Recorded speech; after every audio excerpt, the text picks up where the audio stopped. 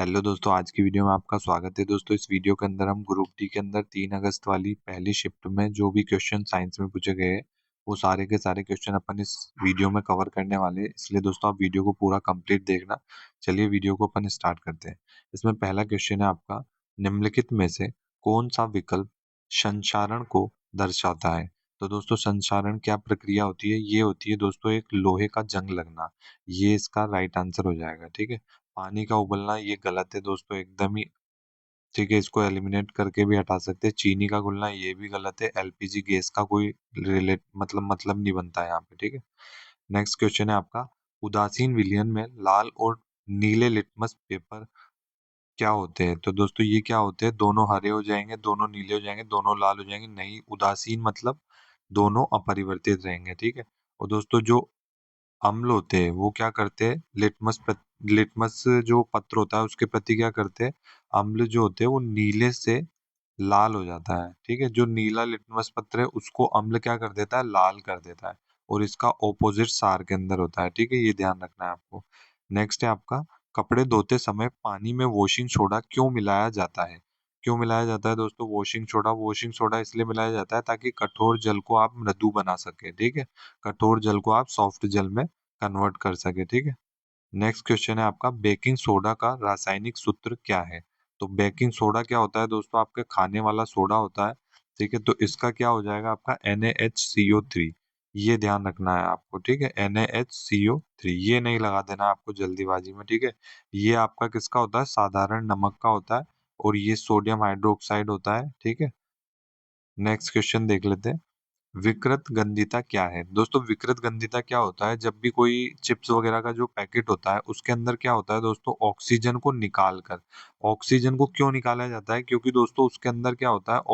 ऑक्सीकरण हो जाता है। मतलब उसके अंदर की जो गंध होती है वो ऑक्सीजन के साथ कनेक्ट कर लेती है। ठीक है। और उसकी गंध और उसमें क्या होता है? विकृति आ जाती है। ठीक है। तो इसलिए क्या करते हैं? विकृत गंधिता क्या चीज है? उसमें से अपन ने ऑक्सीजन निकाल दिया। ठीक है। और अपन ने N2 गैस डाल दी है। N2 गैस डालने से क्या होता है? उसका जो गंध और स्वाद जो होते हैं ये वही बने रहते हैं पैकेट के अंदर ही। ठीक है। तो इसमें ऑप्शन पहला है, वह प्रक्रिया जिसमें भोजन में वसा और तेल का ऑक्सीकरण होता है जिससे गंध स्वाद में परिवर्तन होता है। तो यही मैंने आपको बताया है। ठीक है। ऑप्शन नंबर ए इसका राइट हो जाएगा। ठीक है। जैसे भोजन होता है दोस्तों, भोजन में से क्या होता है आपका? वसा का और तेल का, इन दोनों चीज का क्या होता है? ऑक्सीजन के साथ, जो वायु में ऑक्सीजन होती है उसके साथ क्या होता है? ऑक्सीकरण होता है जिससे गंध और स्वाद में परिवर्तन हो जाता है। ठीक है। नेक्स्ट क्वेश्चन है, निम्नलिखित में से कौन सा पोषक तत्व पौधों के लिए प्रचुर मात्रा में आवश्यक होता है? तो पौधों में दोस्तों सबसे ज्यादा जो प्रचुर मात्रा में होता है वो कौन सा तत्व होता है? फास्फोरस होता है। ठीक है। निम्नलिखित में से कौन सा एल्काइन समूह से संबंधित है? तो एल्काइन समूह से संबंधित है आपको बताना है। तो दोस्तों, इसमें मैं आपको बता देता हूँ पूरा कंसेप्ट। सबसे पहला होता है एल्केन, फिर होता है एल्काइन। ठीक है। एल्केन, एल्कीन, फिर होता है एल्काइन। एल्काइन क्या होता है? लास्ट वाला होता है। ठीक है। इसका फॉर्मूला होता है CnH2n+2। इसका होता है CnH2n। ठीक है। इसका होता है CnH2n-2। ठीक है। अब इसमें देखते हैं सबसे पहला वाला तीन। तीन को दोस्तों अपन इसमें रखेंगे, अपन पहले वाला तीन को एन की जगह रखेंगे तो ये क्या हो जाएगा? C3। तीन दूनी छः, सात आठ। तो ये क्या हो गया? ये पहला वाला जो है ये एल्केन समूह से संबंधित है। ठीक है। अब सेकेंड वाला देखते हैं, थ्री वाला। इसको रखते हैं अपन C3। तीन दूनी छः, सात आठ। तो ये आपका नहीं होगा। ठीक है, ये एल्केन समूह नहीं है। तो इसको अपन एल्काइन के अंदर देखते हैं एक बार। ठीक है। अब यहाँ अपन ने रखा C3H2 × 3 - 2। तो C3H, तीन दूनी छह में से दो घटाएंगे तो कितना बचेगा? चार। तो एल्काइन समूह से संबंधित कौन सा हुआ? ऑप्शन नंबर बी इसका राइट हो गया है। ठीक है। आपको मतलब ये रख के देखना पड़ता है एन का मान। ठीक है। अगला देखते हैं, निम्नलिखित में से किसे कार्बनिक यौगिक नहीं माना जाता है? तो कार्बनिक यौगिक किसे नहीं माना जाता है? आपके Na2CO3 सोडियम कार्बोनेट को कार्बनिक यौगिक नहीं माना जाता है। और कार्बनिक यौगिक किस किस को माना जाता है? एसिटिक अम्ल को, मेथेन को, एथेनॉल को, और एक एस्टर को। ठीक है। ये सारे के सारे क्या है? कार्बनिक यौगिक है। अगला है, असंतृप्त हाइड्रोकार्बन सामान्यतः कैसी ज्वाला उत्पन्न करते हैं? दोस्तों अपन देख लेते हैं संतृप्त और असंतृप्त। संतृप्त वाले कौन से होते हैं? जो सिंगल बॉन्ड बनाते हैं, ठीक है, ये क्या करते हैं? सिंगल बॉन्ड बनाते हैं। और असंतृप्त क्या होते हैं? ये डबल बॉन्ड और ट्रिपल बॉन्ड बनाते हैं, ठीक है। तो असंतृप्त हाइड्रोकार्बन सामान्यतः कैसी ज्वाला उत्पन्न करते हैं? तो ये एक काले धुएं के साथ पीली ज्वाला उत्पन्न करते हैं। और जो संतृप्त होते हैं दोस्तों, ये एकदम स्वच्छ स्वच्छ जो ज्वाला होते हैं वो उत्पन्न करते हैं, एकदम क्लियर फायर को उत्पन्न किया जाता है इनके द्वारा, ठीक है। और जो असंतृप्त होती है, काले धुएं के साथ पीली ज्वाला उत्पन्न करते हैं। नेक्स्ट है आपका, निम्नलिखित में से कौन सा विलयन के निर्माण के दौरान भौतिक परिवर्तन का उदाहरण है? भौतिक परिवर्तन क्या होता है दोस्तों? इसमें ज्यादा चेंजेस नहीं आता, मतलब जैसे जो चीज बदल गई उसको वापस से पुनः प्राप्त कर सकते हैं। लेकिन जो रासायनिक होता है उसमें क्या होता है, अगर एक बार चीज बदल गई तो वो वापस नहीं आ पाती, ठीक है। जैसे ये नींबू का रस डालने पर दूध फटना, अब दूध फट गया तो उसको वापस नहीं आ सकते उसको नॉर्मल अवस्था में, ठीक है।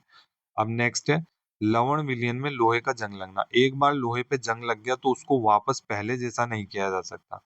और एक है आमाशय में भोजन का पाचन। अगर पाचन हो गया तो उसको वापस थोड़ी खाने में बदल देंगे, ठीक है। तो ये तीनों क्या है आपके? रासायनिक परिवर्तन है। और बचा क्या आपका? भौतिक परिवर्तन, ऑप्शन ए, जल में लवण का विलयन, ठीक है। नेक्स्ट है आपका, जब कोई परमाणु एक इलेक्ट्रॉन खो देता है तो क्या होता है? दोस्तों अगर कोई परमाणु है उसके पास बहुत सारे इलेक्ट्रॉन है, अगर वो एक दे भी देगा तो वो क्या हो जाएगा? वो धनवान व्यक्ति हो जाएगा, ठीक है। तो वो क्या हो जाएगा? एक धनायन हो जाएगा। अगर और जो बंदा लेगा वो क्या हो जाएगा आपका? वो हो जाएगा ऋणायन, ठीक है। नेक्स्ट है, ग्लूकोज का आणविक द्रव्यमान कितना होता है? दोस्तों ये क्वेश्चन बहुत ही ज्यादा इंपॉर्टेंट है। ये आपके शिफ्ट में, प्रत्येक शिफ्ट में एक क्वेश्चन आएगा, देख लेना आप भले से वहां पे जाके। अब इसके करना कैसे होता है? जैसे ग्लूकोज का आणविक द्रव्यमान कितना है, तो ग्लूकोज का फॉर्मूला C6H12O6 ये है, ठीक है। अब यहाँ पे इन्होंने दे दिया है मान, वरना कई कई एग्जामों में नहीं देता है, जैसे ग्रुप डी में भी नहीं देता है, ठीक है। अब यहाँ दे दिया है इस क्वेश्चन में, तो क्या है? सी का मान दे रखा है 12। ये 12U इसका क्या है? 12U इंटू में 6 कर देंगे, प्लस एच का मान कितना होता है? 1 इंटू में 12, प्लस ओ का कितना दे रखा है? 16 इंटू में 6। 16 छंग आपका 96, 12 प्लस करेंगे, इंटू 1 कर देंगे, 12 का 12, 12 छिंग कितना हो गया? 72। ये तीनों के तीनों को प्लस करेंगे तो कितना आएगा? 180U। ये इसका आणविक द्रव्यमान होने वाला है, ठीक है। एक क्वेश्चन अपन ने और रखा है, कार्बन डाइऑक्साइड का आणविक द्रव्यमान। अब इसके अंदर दोस्तों गायब कर दिया CO2।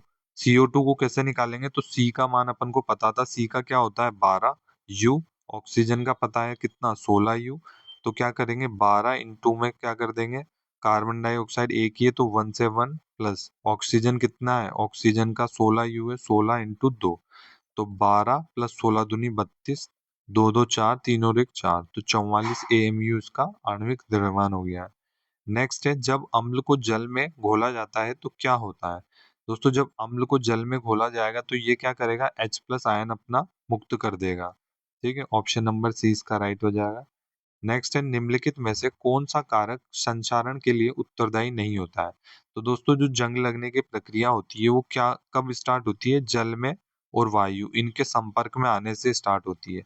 तो ऑप्शन सी इसका राइट है, क्योंकि ये एकदम डिफरेंट है, ठीक है। नेक्स्ट है, निम्नलिखित में से कौन सा सबसे तेजी से विसरण दर्शाया गया है? दोस्तों जब भी कोई परफ्यूम की बोतल होती है, ठीक है, उसको अगर अपन खोलते हैं तो क्या होता है? उसके जो पार्टिकल्स होते हैं वो बहुत जल्दी जल्दी इधर उधर होते हैं, ठीक है। जो गैस में होता है इधर उधर होने गति करने का गुण होता है, मतलब। तो जैसे किसी ने, ये ए बंदे ने यहाँ पे कोई परफ्यूम की बोतल खोली, बी बंदा यहाँ खड़ा है, तो इसने जैसे ही खोली तो इसको क्या पहुंच गई? स्मेल पहुंच गई। तो ये क्या हो रहा है? सबसे ज्यादा विसरण किस में हो रहा है? गैस से गैस में हो रहा है, तो ऑप्शन डी इसका राइट हो जाएगा। नेक्स्ट है, परमाणु त्रिज्या को प्राय किस में मापा जाता है? तो परमाणु त्रिज्या को हमेशा नैनोमीटर के अंदर मापा जाता है, ठीक है। सेंटीमीटर ये सारे दूरी के इकाई है दोस्तों, ये मिलीमीटर, डेसीमीटर, ये सारे। नैनोमीटर किसका? परमाणु त्रिज्या को मापा जाता है। लास्ट क्वेश्चन है दोस्तों आपका, जब दो भिन्न प्रतिरोध R1 और R2 एक परिपथ में एक दूसरे से समांतर क्रम में संयोजित होते हैं तो निम्न में से कौन सा कथन सही है? उनमें से प्रत्येक के सिरों पर विभवांतर समान होता है। विभवांतर समान है दोस्तों, मतलब V1 एकदम समान है, ठीक है। जैसे ये आपका अपन ने परिपथ बनाया है, ठीक है। यहाँ से आपका परिपथ बना है। ठीक है, अब इसके अंदर दोस्तों क्या हो रहा है, इसमें है ना दोस्तों आपके उनमें प्रत्येक के सिरों पर विभवांतर समान होगा। V इसमें है तो V ही इसमें होगा। ठीक है, जैसे 40 वोल्ट इसमें तो 40 वोल्ट ही इसमें होगा, बस धारा अलग हो जाएगी। इसमें धारा क्या होगी, डिफरेंट होगी। I1 इसमें जा रही है तो I2 इसमें जा रही है। ठीक है, ये धारा समान है, ये गलत है। धारा समान किस में होता है, श्रेणी क्रम में होता है। ठीक है, ये ध्यान रखना है आपको। तो ऑप्शन इसका ए ही राइट हो जाएगा। नेक्स्ट है तुल्य प्रतिरोध R1 R2 के बराबर होता है। तो ये श्रेणी क्रम की दोनों आदतें ये श्रेणी क्रम के अंदर होती है। ठीक है, ऑप्शन नंबर ए इसका राइट हो जाएगा। और समांतर क्रम जो होता है दोस्तों, उसमें क्या होता है, 1/RT बराबर 1/R1 प्लस 1/R2, ये होता है उसमें समांतर में। अगर ये आता ऑप्शन में तो अपन इसको राइट कर देते। ठीक है, तो दोस्तों अपन ने पूरे कंप्लीट कर लिए क्वेश्चन। आज की वीडियो दोस्तों आपको पसंद आती है तो आप वीडियो को एक लाइक कर देना, और चैनल को दोस्तों आप सब्सक्राइब कर सकते हैं, ताकि इसी तरह हम आपको एग्जाम ओरिएंटेड सारे क्वेश्चन करवाते रहे।